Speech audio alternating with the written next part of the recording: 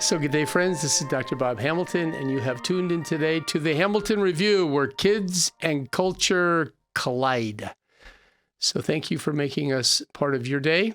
I appreciate it. I know that you are all have other things to do other than listening to podcasts, but the fact that you tune in means a lot to me, and I thank you for that. If you like what you hear, pass it on to your family and your friends. Why do I ask that? Well, I'll tell you why. Because we're building an audience, and every week, every Tuesday, we release the show, and I bring to you remarkable people. And today is definitely no exception to that. It's a tremendous pleasure to welcome to the Hamilton Review today Arjumand Siddiqi. She is a Dr. Arjumand Siddiqi. She is actually a PhD from the University of Toronto. She's a professor of epidemiology, and she was quoted in an article that I recently read in the Wall Street Journal. I'll get to that in a second. But Dr. Arjumand Siddiqi, welcome to the Hamilton Review. Thank you so much. Thanks for having me. It's a real pleasure and an honor. It really is an honor for me to have you here as well. And I'm glad we tracked you down. It took a while, but we found you. So last month, in November of 2023, there was an article written in the Wall Street Journal that the headline was "Jump in Infant Mortality Rates Reverses a Long Decline." Obviously, as a pediatrician, this caught my attention, and reading through the article, one of the individuals who was quoted in this article is Dr. Siddiqi, which is how we found her and why we have her on the show this week. Dr. Siddiqi, we're going to talk about this article in a moment, but before we get to the article and some of the things that are happening and why your analysis of why this is actually happening, I like people just to get to know you a little bit. So I'm going to turn the microphone over to you and just say, tell us a little bit about your story and maybe why you ended up as a professor of epidemiology, because I don't think too many people have a goal to be a professor of epidemiology. I'm just saying. That's true. You're exactly right. I certainly did not. So maybe I'll sort of do a fast, quick thing through childhood and maybe tell you a little bit both about epidemiology, but also why I study, particularly what I study. So I grew up in Vancouver, Canada, which is a beautiful place. We immigrated there from Tanzania, which is where my mom is from, and had a very nice childhood. I'm an only child, and started to think about what I wanted to do. I was always very into sports, and at first thought that I wanted to do something like physiotherapy or occupational therapy. I wasn't sure that I wanted to do medicine because I sort of wanted to get into sports therapy. And I went to school for that in Montreal. But as I was going through my courses, I kind of realized that my brain thought more in systems than it did at a sort of individual treatment level. And so I started to kind of investigate what my options were, and do people look at systems around health? And of course they do, and realized that a Master of Public Health would be a good way to go. And so I went into sort of that direction and moved to the US, to Boston, and did a master's and then a doctorate in public health, and particularly in epidemiology. And I study what makes health unequal between social groups in society. So, what we call health inequalities or health disparities. That's the main focus of my work. And I think I do that because I grew up in a family that thought a lot about justice issues. And so, when I realized that those issues and policy and so on and so forth really bear on health all across the life course, from infants all the way through to very older adults. It kind of struck me that this was both an area that was important and one that maybe I was well served to do. And I just got really lucky. I had a string of wonderful mentors, wonderful people in my life who nurtured my passions, who introduced me to ideas that I could bring to bear on these issues of well-being across social groups in our society. And here I am today, hoping to make a difference in that area and to train the next generation in universities who are interested in that as well. So somehow you came to the attention of the Wall Street Journal, and that is not an easy thing to do. So you are making an impact, Dr. Siddiqi, and I have to say this is a good thing. So I want to talk to you about this article because I read the article and I clearly infant mortality rates are something that we follow internationally. We see them all through. We review them. Could you just, as a general kind of a comment in general, we oftentimes think about the Western world as being so far ahead of maybe the third world or whatever other places in the world. But remarkably, the United States, for example, and we'll talk about the United States specifically today, has a infant mortality rate which is not super duper great. Can you kind of tell us where we are at in terms of infant mortality internationally? Yeah, so the United States sits more like a middle income country than it does a high income country. If you take a look at the high income countries of the world, or the advanced capitalist, long-standing democracies of Western Europe, countries like England and Belgium and France and Italy and Germany, Australia and New Zealand, all of the kind of countries that the US generally compares itself to, Canada, the US is perennially behind all of those countries.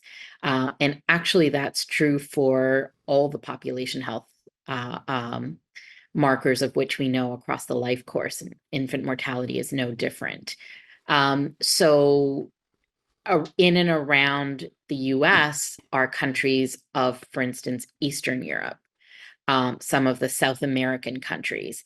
And as I guess we'll get to over the course of this conversation, that's just the kind of overall infant mortality rate.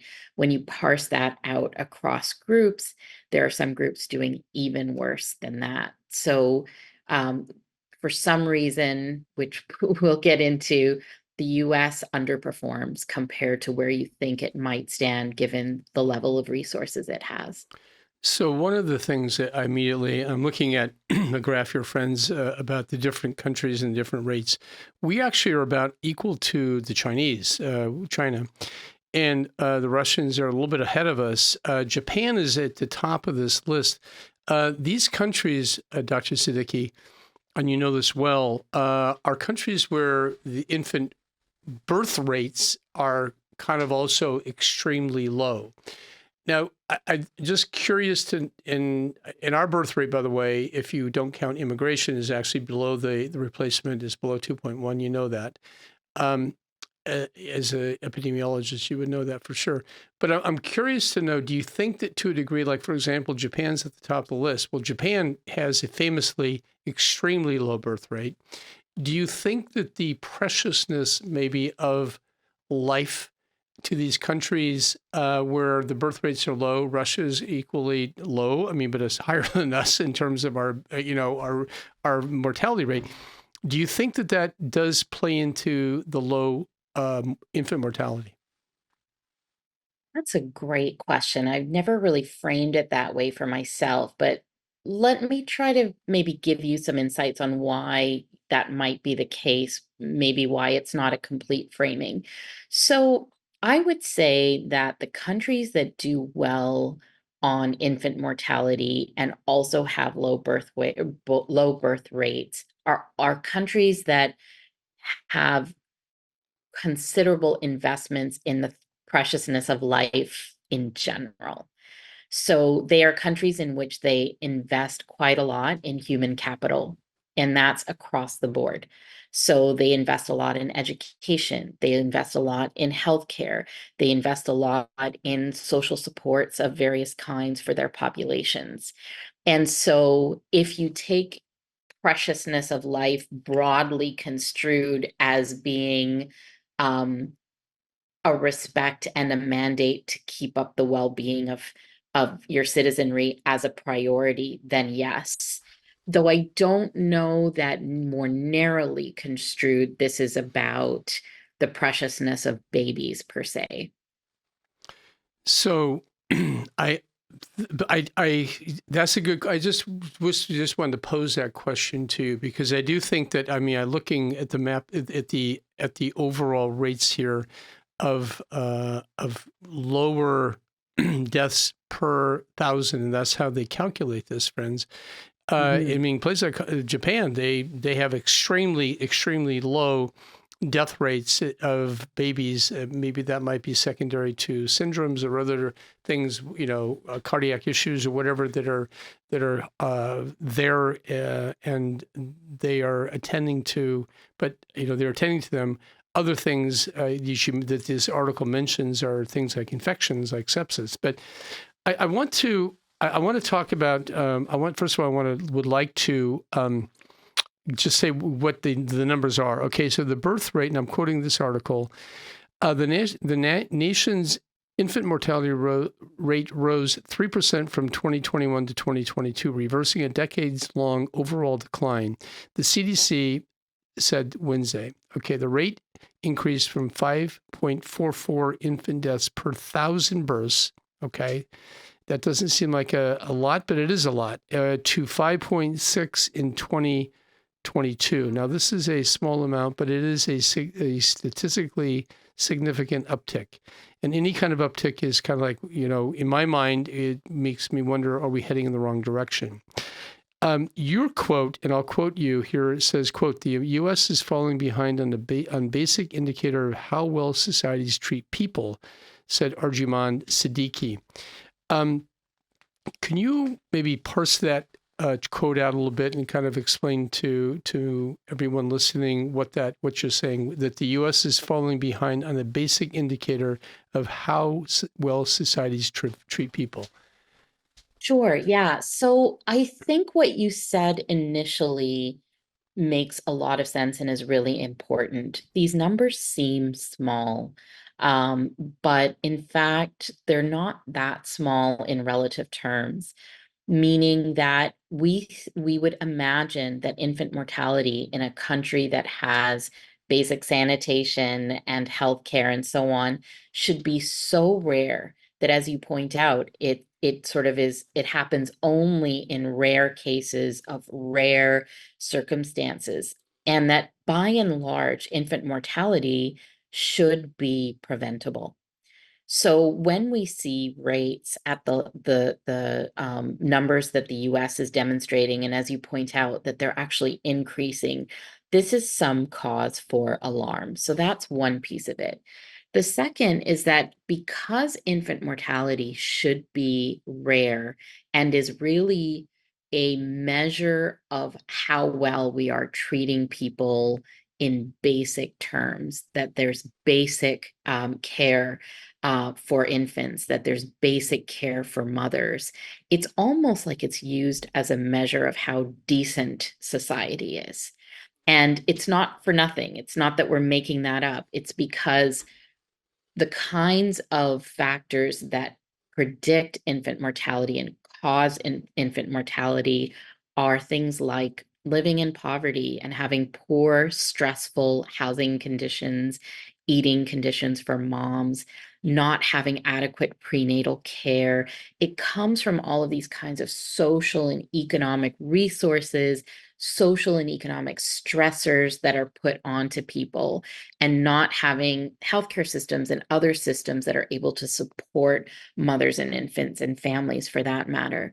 And so if we're not doing those things, we will see infant mortalities tick up. And Yeah. so conversely, if they're ticking up, it probably indicates that somehow we're failing people, we're failing kids, we're failing families. So historically, the numbers there, in 1960, for example, the overall infant mortality rate was 26 deaths per 1,000.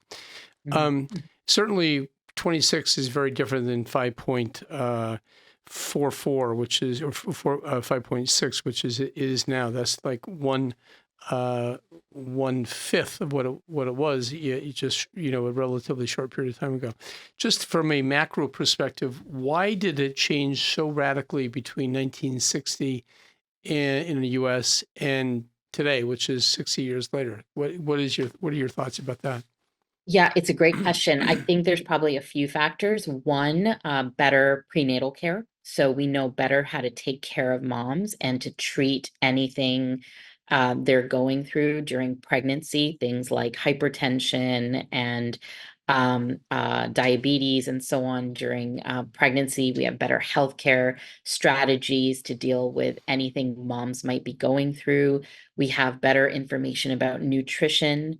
And so moms may be able to eat better. So a variety of things may be happening. I know there's prenatal vitamins and so on that have been sort of probably used more than they were at the time. So we basically know more about how to prevent infant mortality in a way that's worked over time and has been accessible enough over time to get those numbers down from, as you say, sort of in the 20s to now sort of in the 5 range. Yeah. I mean, I remember, and also I think that obviously advances in the neonatal intensive care unit, medications, for example, we give antibiotics for children who have group B strep. We're able to do ultrasounds now, and ultrasounds have radically changed the ability for us to really anticipate certain issues, medical issues, surgical issues in children. I think about one of the things, and I'm sure you're very, very versed in this. In our president, John Kennedy, when he was in office, his wife Jacqueline gave birth to a child named Patrick, and Patrick was, I think, a 32-week gestation child, and Patrick died during John Kennedy's presidency. I'm not sure if you remember that or know that story. It is almost unheard of that a 32-week-old infant would die in today's world, because we have neonatal intensive care units, which are incredible at being able to intubate these children, provide oxygen, provide medications to reverse respiratory usage, usually, or antibiotics to deal with infections. What are your? I mean, certainly, I think that and this is something that I want everyone to realize, is that the technology and the expertise that we've developed over the last 60 years has been truly a blessing to humanity, and in particular to children. Absolutely, absolutely. So I think anyone who's been in a neonatal intensive care unit can really appreciate how remarkable both the technology is and the human care that they're receiving that's so specialized. And I think you're right. That helps to explain very much how those trends came down. Now, the weird thing is that at the same time, in the US, there's so much more access to that kind of technology and specialty care than many of the countries that the US looks like in terms of infant mortality. And so if you look at the countries of Eastern Europe, they don't have, for the most part, as much widespread access to specialty technology, specialty care, sort of specialist, neonatalists and so on. And so you sort of wonder, how is it that despite how much technology we have, we aren't doing better?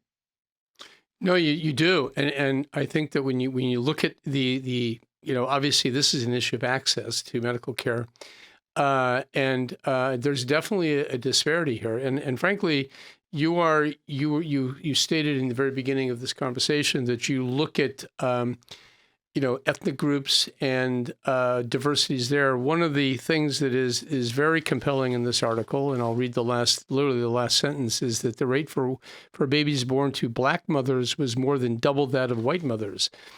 This speaks to me in a big way, and I'm curious to know your thoughts about why there is such a huge disparity between African American children and non-African American children.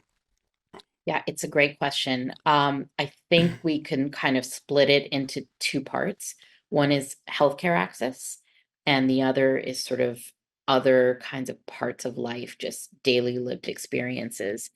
So the healthcare part is definitely an issue, and we have evidence that shows Black moms are less likely to have health insurance than white moms.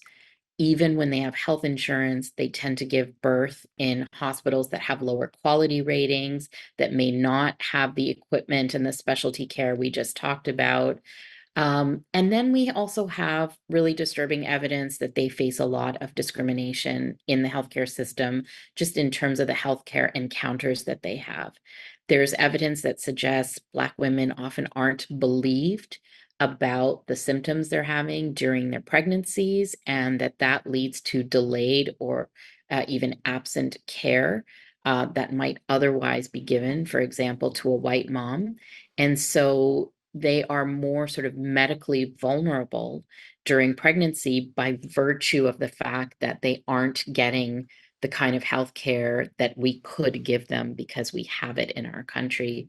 But for reasons related to racism, for reasons related to a variety of structural conditions, they aren't able to access care in the same way. And then there's another part of the story, and that has to do with the kind of toll on Black women that's taken by a lifetime of experiencing stresses in everyday life. So we have evidence to show that Black women often face poverty, they often face experiences of discrimination on a sort of chronic basis. And we know from a lot of studies that have looked at the biological and the physiological effects that that kind of stress takes on Black women and on people in general. Actually, it's Sure, just that Black sure. women often face it more. We see physiological changes to the body. The body ages when it's exposed to chronic stress like that. So we see differences even in, for example, telomere length. So the length of part of the DNA shortens in people who have chronic stress. So part of what we think also might be happening is that by the time Black women enter their pregnancies, they have been exposed to so much stress in their lives that it's actually taken a physiological toll on their bodies. And so entering pregnancy, you're already physiologically compromised, and then pregnancy itself is so physiologically taxing that this kind of makes for a very precarious situation. And then you get substandard healthcare.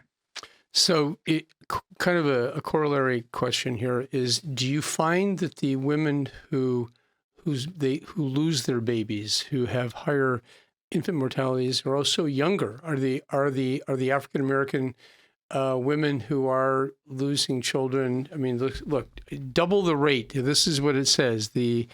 The Black mothers have more than double the rate of white mothers who are losing their children. Are they younger mothers?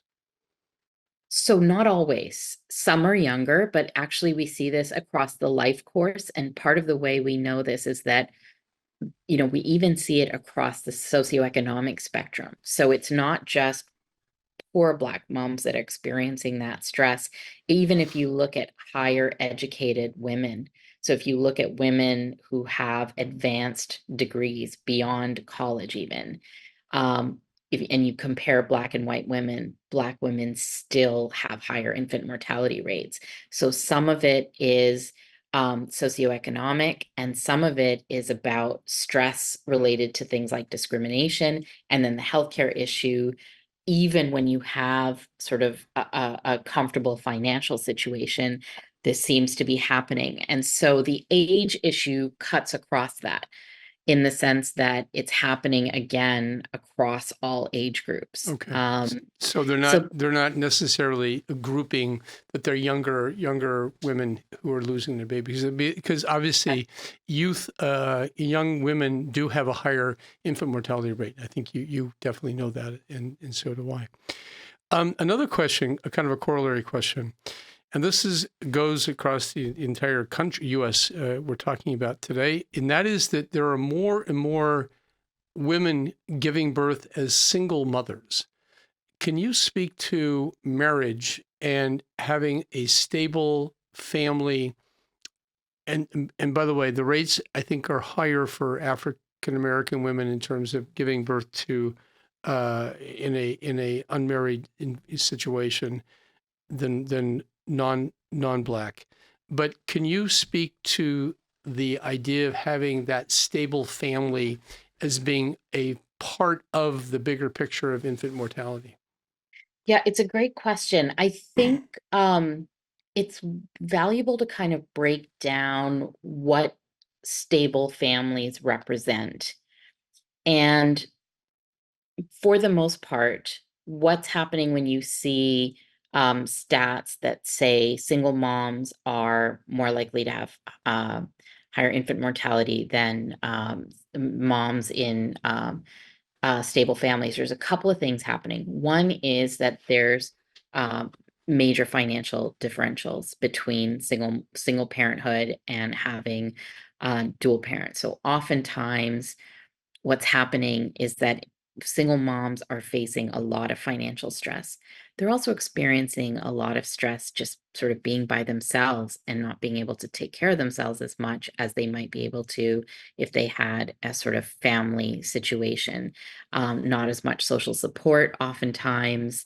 There's a variety of things that families can give you that are helpful to lower your stress, to make doctor's appointments, and so on and so forth. So it makes good sense that family setups may be beneficial. Now, there's two things to that. One is that it's worth sort of parsing that out a bit more, because we also know that oftentimes in family situations, women tend to give more social support than they receive. And so there's also literature that sort of questions how much stress women are experiencing when they're alone versus in a family, if they are sort of financially able to sort of be stable on their own. So that's not to say that family situations aren't desirable, but there are some sort of intervening factors that are important to kind of consider. And the final thing I'll say is that if you sort of break it apart and you say, what are the key operating conditions that make that kind of a statistic about family situations more sort of positive than being a single mom? And you say, okay, some of it is financial, some of it is about social support. One thing that sort of comes up is, what are the various ways that moms can receive that? Yeah. So if you are a single mom, you shouldn't be precluded from having financial stability and from having social support. So I tend to think about it like, what are the building blocks of all of this? No, I think if you're a single mom, you need even more, maybe a little more support Yeah, because you are carrying absolutely. a big load. And I listen, in my practice, I have both. I have both, married couples. Obviously, I would say in my practice, the majority of the babies born are actually born into a, a stable family with a daddy and a mommy, and that's definitely the majority of my patients who deliver in this community. But I do have moms who are born who are single moms who are giving birth, and it is a completely it's a different stress. It is a level of stress that I don't think that that we really appreciate unless you're in that Absolutely. environment. Yes. And I can tell you, sometimes I ask my mothers, I say, can you imagine doing this without your husband? And they go, man alive, I don't know how I could do it. And Yeah. it is hard. It's hard to do Very. when you don't have that family support, whether it come from a grandmother or a husband or someone else in your life. Absolutely. I want to also talk a little bit about about well, let me ask you a bigger question. You're an epidemiologist. Epidemiologists, by definition, look at bigger pictures. They're standing back and they're analyzing data. You're analyzing lifestyles. You're analyzing the way cultures are moving. What kind of things, if you were a queen and ruled the world, what would you make? What kind of recommendations would you make in terms of bringing this infant mortality rate down? Yeah. I think back to your initial point about whether this is about the preciousness of life. I think we need to go back to imagining that life is precious and that we want to put as many resources as we can into supporting children and families, irrespective of, where they come from in life, that there should be a sort of society-wide access to healthcare, to financial stability, to social support, to nutrition, to housing, to living a decent life and being able to live without the experience of chronic stress. And so I would want to implement policies that would enable that, that would make healthcare available to everyone, that would make some modicum of financial stability available to everyone. And I think if you look at the countries that do well on infant mortality and the ones that don't, who are kind of our comparator countries, the other thing that distinguishes them, like the Japans and so on, the Norways, is that they have social policies that provide these things for all their citizens.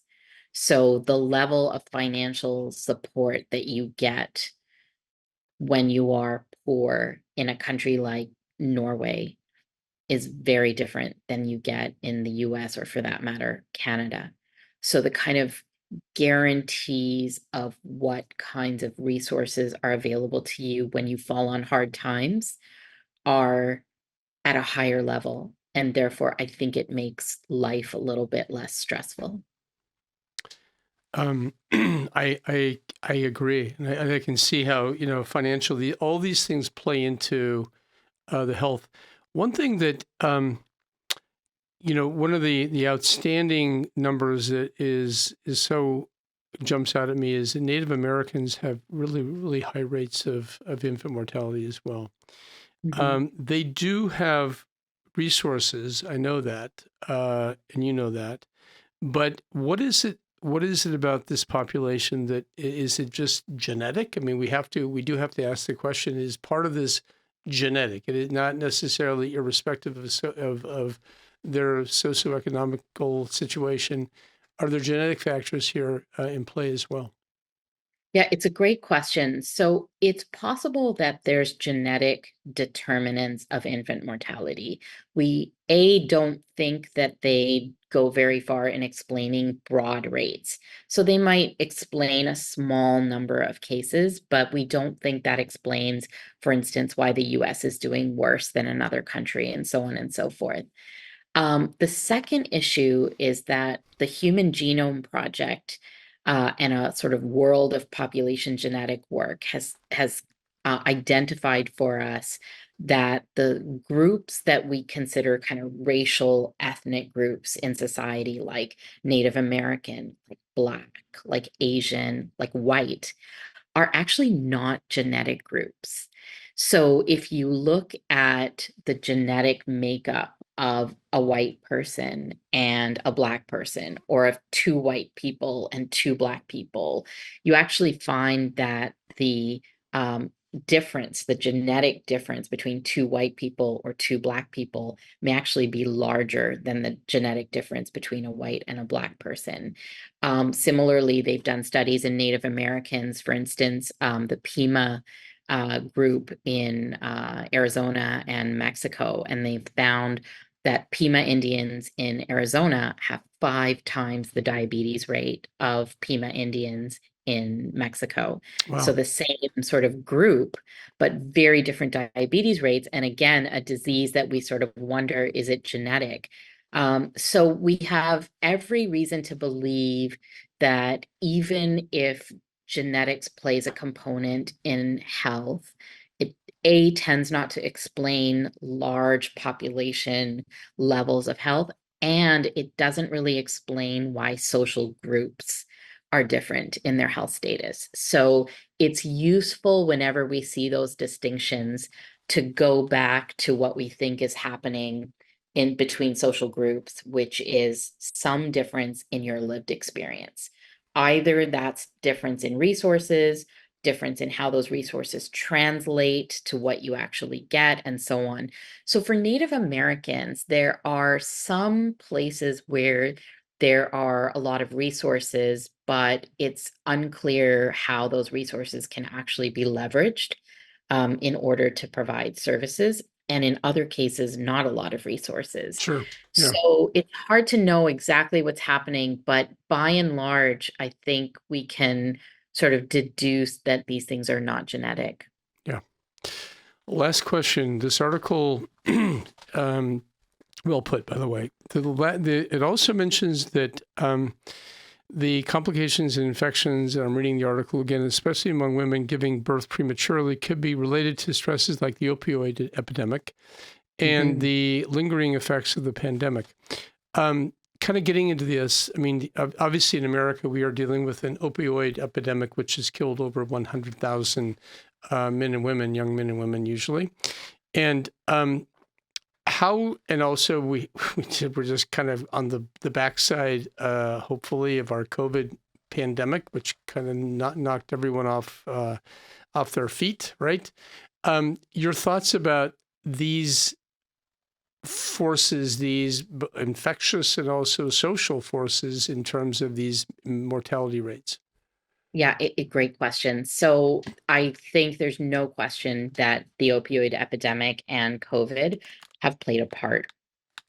Partly, there may be kind of direct biological or physiological impacts, particularly of opioid use on the body, that then affects mom's ability to carry a healthy child. So that's that. Compounded with the fact that opioid use is higher in lower income groups, and particularly in until recently, at least, in white lower income groups. And so, again, then you have healthcare access issues, particularly in small towns and so on. Aside from the direct physiological impact, you can imagine that people on opioids and people that have gone through the pandemic and have not had the ability to sit at home and be on a podcast with Dr. Bob, but had to go out and kind of figure out how to work, whether they were safe at work, how to deal with, kids being at home and what to do with them, all the kind of financial and social stresses that came to a lot of people during the pandemic, again, had that chronic stress effect. Similarly, people on opioids are often in very stressful financial and social situations. Sure. Yep. That's what precedes the opioid use. So very often, a lot of these factors are kind of benchmarks or manifestations of the basic problem of chronic stress. Stress is a killer, and there's no question that we are living in a world where there's a lot of stress. All you have to do is turn on the TV every day, and you'll get your flood of stressors that'll kind of come into your living room there. So true. Well, Dr. Siddiqi, you are a wealth of knowledge. I thank you so much for making the time to be on the Hamilton Review Today podcast. It means a lot to me. I wish you the very best up there in Toronto, and keep up the good work. Thank you so much for having me. It was just a pleasure and an honor, and I hope we see you up here soon. Amen to that. So friends, you have tuned in today to the Hamilton Review, where kids and culture collide. We have been talking about a headline in a paper: "Jump in infant mortality rates reverses along decline." This is a big deal in my mind, and also the ramifications of what that all means is what we talked about today. So, Dr. Siddiqi, again, thank you for being here. Thank you. And friends, until next time, be well, be safe. Bye-bye. You have been listening to the Hamilton Review, where kids and culture collide. Thank you for allowing us to be a part of your day. Tune in again next week on Apple Podcast. Rate and comment and tell a friend.